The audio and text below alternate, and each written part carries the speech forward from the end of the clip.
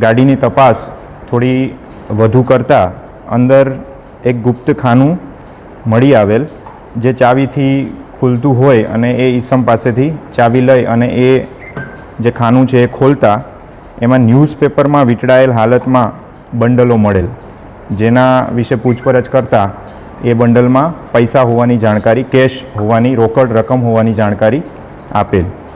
જે કુલ બંડલ હતા એ 21 બંડલ હતા, જેમાં મોટા બંડલ 19 મોટા બંડલ હતા અને નાના 2 બંડલ હતા। ટોટલ 21 બંડલ હતા। તો 19 બંડલ જે હતા એમાં એક બંડલમાં 500ના દરની ચલણી નોટો એવા નંગ 1000, એટલે ટોટલ જે મોટા બંડલ 19 હતા એની ટોટલ કિંમત હતી 95 લાખ। અને જે નાના બંડલ હતા એમાં પણ 500ના દરની ચલણી નોટો હતી, જેમાં ટોટલ નંગ 500 હતા। તો એ બંને જે નાના બંડલ હતા એની ટોટલ કિંમત હતી 5 લાખ।